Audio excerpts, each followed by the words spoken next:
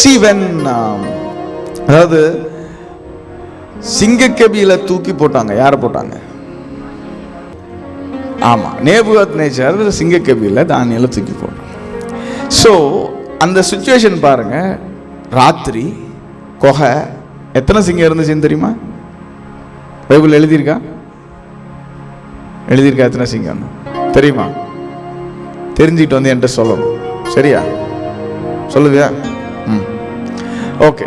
So சிங்கக்கெபியில போட்டாச்சு. Now how do you think Daniel passed through all of that? அது எல்லாத்தையும் தானியேல் எப்படி தாண்டி வந்தாருன்னு நினைக்கிறீங்க? How was his stay that night in the den? அந்த சிங்கக்கெபிக்குள்ள தானியேலுடைய அன்றைய இரவு எப்படி இருந்திருக்கும்னு நினைக்கிறீங்க? There was nothing of a joyful nature that he could have found when we determine or analyze from the mindset that we hold these days. இன்னைக்கு நம்ம என்ன மாதிரி யோசிக்கிறோம் நினைக்கிறோம்? இன்னைக்கு உள்ள சூழ்நிலைப்படி சராசரியா தானியேலை என்ன யோசிச்சிருப்பார், என்ன நினைச்சிருப்பார், அவருடைய மனநிலையை நம்ம ஆராய்ஞ்சு பார்த்தா அந்த கெபியில சந்தோஷப்படுறதுக்கான எந்த ஒரு சூழ்நிலையுமே என்ன பண்ணிருக்காது, இருந்திருக்காது. Can you see that? கேக்குதா? ஆனாலும் he was joyful all the way through his stay with the lions. அந்த சிங்கங்களோட அவர் இருந்த காலம் முழுவதும் மிகுந்த சந்தோஷத்தோடு ஆனந்தமாக இருந்தார். அந்த கதையை நீங்க படிக்கும்போது நேபுகாத்நேச்சார் காலையில வந்து கேட்கும்போது இவன் ரெஸ்பாண்ட் பண்ணுவான். அந்த ரெஸ்பான்ஸ்லேயே தெரியும், ஏதோ நல்லா ஜாலியாக நைட் ஃபுல்லாக படுத்து தூங்கிட்டு என்னை காக்க என்னுடைய தேவன் வல்லவராக இருந்தார் அப்படின்னு சொல்லுவோம். That says he was not all fearful and crying and begging God and tying the lion's mouth and seeking a corner or went into some hedge inside the what to say inside the அதாவது சிங்கக்கெபியில வந்து ஏதோ ஒரு கண்மலையின் வெடிப்புக்குள்ள தானியேலை கொண்டு போய் ஆண்டவர் அந்த இடத்துல அப்படியே இருந்து சிங்கம் கடிக்க முடியாமல் அந்த ராத்திரி ஃபுல்லாக 2 சைடும் கல் இருந்துச்சு. அந்த கல்லோட கேப்பில் என்ன பண்ணார், தானியேல் இருந்துக்கிட்டாரு. ஆண்டவர் அங்கேருந்து பார்த்துக்கிட்டாரு. காலையிலே ராஜா வந்து மேலே தூக்கிட்டாரு. அப்படி படிக்கல, ரைட்? அது அந்த மாதிரி இல்லை. இல்லைன்னா ஆண்டவர் வந்து என்னது அது எழுதியிருக்குல்ல, என்னது தேவ தூதனை அனுப்பி சிங்கங்களின் வாய்களை கட்டி போட்டார் அப்படின்னு எழுதியிருக்கு. ஓகே. ஸோ அப்போ it was not a fearful time. C அது நல்லா பாருங்க. அது ஒரு கொகை, ரொம்ப சின்ன ஸ்பேஸு. தானியேலுக்கும் அங்கேருந்து போகிறதுக்கு வழி இல்லை, சிங்கத்துக்கும் அங்கேருந்து வெளியில் போகிறதுக்கு வழி இல்லை. They had to be there. தானியேலும் சிங்கமும் தள்ளி தள்ளி ஓடி ஓடி போக முடியாது. சிங்கமும் தானியேலும் கிட்ட தான் இருந்து ஆகணும், வேற வழி இல்லை. Now many of you are like that. The lions and the cages are very near.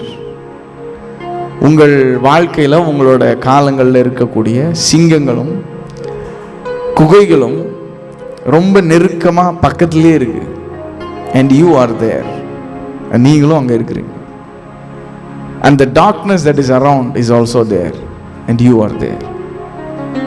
Things appear to be inevitable. இந்த இருட்டு, இந்த சிங்கம், இந்த 4 பக்கம் கல், இந்த ராஜாவோட கட்டளை, இது எதுவுமே மறுக்க முடியாததா, நான் இப்படி தான் இருந்தாகணும் போலன்ற ஒரு சூழ்நிலை மாதிரி இருக்கு. Right? Daniel had no other options. தானியேலுக்கு வேற எந்த ஆப்ஷனுமே இல்லை. That was the way. So it appears as if it was God's call.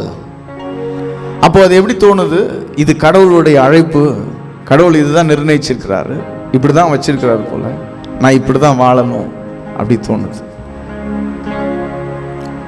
But what did not go missing was the angel, and that he tied the mouths of the lions.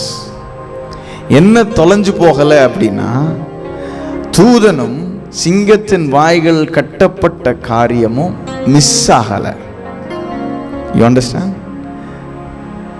So உங்கள் லைஃப்பில் நீங்கள் பார்க்குற விஷயங்களில் இதெல்லாம் இருக்குது. இருட்டு இருக்குது, சிங்கம் இருக்குது, கெபி இருக்குது, சோறு இருக்குது, எல்லாமே இருக்குது அப்படின்னா என்னதும் இருக்குன்னு தெரியணும்.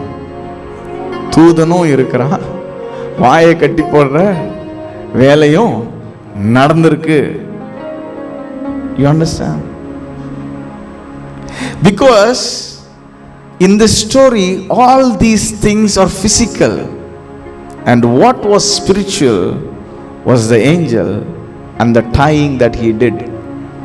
இந்த கதையில் இது எல்லாமே மாம்சமா தெரியும், கண்களுக்கு தெரியும். பாறை கண்ணுக்கு தெரியும், சிங்கம் கண்ணுக்கு தெரியும், இருட்டு கண்ணுக்கு தெரியும். இது எல்லாமே மாம்சத்தால பார்க்க கூடியது. ஆமென். ஆனா இந்த தூதன் சிங்கத்தின் வாயை கட்டி போட்டதும் மாம்சத்தின் கண்களுக்கு என்ன பண்ணாது? Because it is in the spirit. Now when you can see all the physical happening for you, what the Spirit of God asks is see the spiritual also. மாம்ச கண்களில் நீ பார்க்குற இது எல்லாத்தையும் நீ பார்க்கும்போது உன்கிட்ட ஆண்டவர் கேட்குற இன்னொரு விஷயம் என்னன்னா, இந்த ஆவிக்குரிய உலகத்தில் என்ன நடந்திருக்குன்னு கொஞ்சம் பாரு. You understand? பக்கத்தில் பார்த்து சொல்லுங்க, லுக் இன்டு தி ஸ்பிரிச்சுவல்.